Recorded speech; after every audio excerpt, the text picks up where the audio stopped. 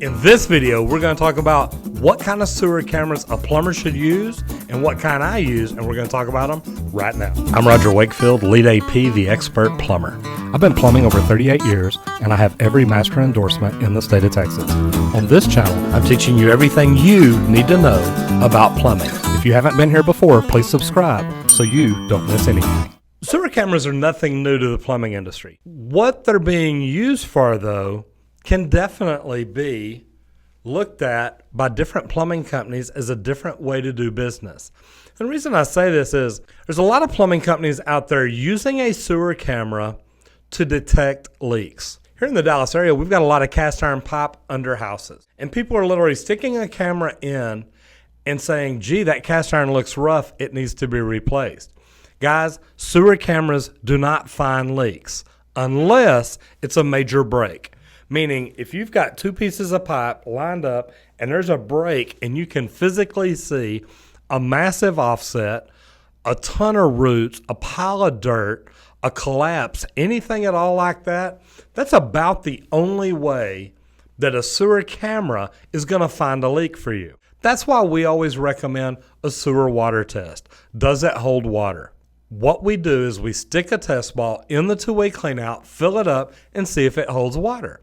Now, a sewer camera is really good if you know there's a break and you know what areas it's in. Sometimes you can see it, sometimes you can find it, sometimes you can't. And what I mean by that is just because there is a line on a piece of pipe doesn't mean it's a break.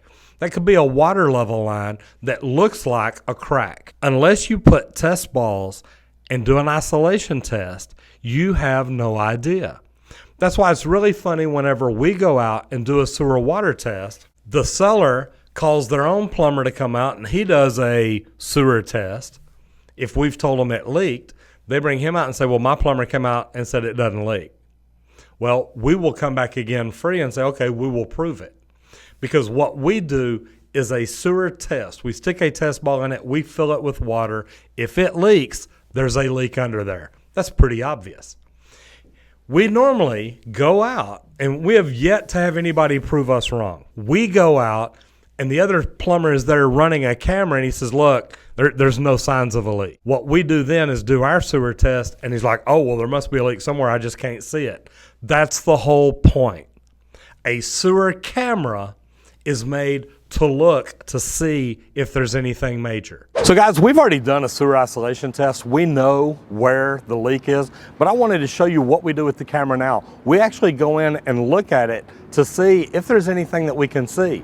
Now we checked before and we didn't see any major breaks, but once we isolated an area, what we can do now is we can run the camera in and actually look at it. So what I'm gonna do is go ahead and hook my camera up. And what we have to do is we have to plug the reel into the monitor first, and then once it's in, power it up. So I hit the power button and get everything brought up. And once it gets brought up, I put what reel that we're using. We've got a 200-foot mini, so I'm selecting it. And now what I want to do is get my camera ready. So I'm going to go in and get it right where I want it, down at the bottom of the pipe, and I can look through here and see right where I'm at. And then I'm going to take it in and I'm going to go in and I'm watching my footage, I'm watching everything, but I want to get right into where I can see this crack that I'm going past. Now I'm going to get that crack to where you can see it. That way you can see exactly where the problem is. So there I've gone past it. Now I'm going to stop and I'm going to come back and let you see how the bottom of the pipe runs along, or the crack runs along the side of the pipe and then comes down to the bottom. And you can see one spot there where it looks like there's a hole or something. It may have been jammed up against a rock. Somebody could have hit it after it got installed. There's a lot of different things that it could be. Guys, a sewer camera is a great tool to have. It's almost like an x-ray machine. It lets us see inside the sewer pipe under the house without having to tear up anything.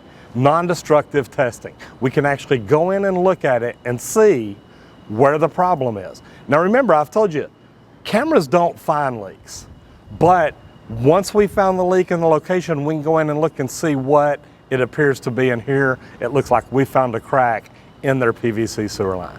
And guys, this is a great tool to have, and this is the right way to use it. Another great thing for the sewer camera is the location. If you know for sure that there's a break somewhere and you can get your camera in there, and you can turn on, the cameras that we use have a locating head. So I can actually go in with a locator.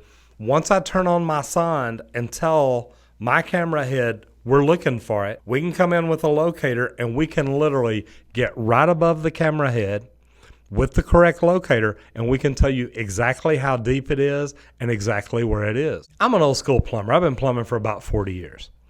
I remember some of the first plumbers that I worked for would come in and just kind of walk around and look at any shifting of the house, any signs of water damage, and they'd say, hey, you know what? We think it's here. Or worse yet, they would come in and say, look, we know you've got a leak under your house. We need to replace all the plumbing. Guys, there's different things to do now. You literally come in with a sewer camera, go in through the two-way cleanouts or through the vents, if it's possible, and look and see what you've got. There's a lot of different things you can do with the sewer camera. Location and visual. And like I said, going through vents, going through cleanouts. You can go through wall cleanouts sometimes. It depends on how big they are. Once you get in and look and see where you think you have an issue, then you can identify that. Now what we do is whenever we do a water test, an isolation test, we will literally push the test ball with our camera into different areas to literally isolate the different areas of the house.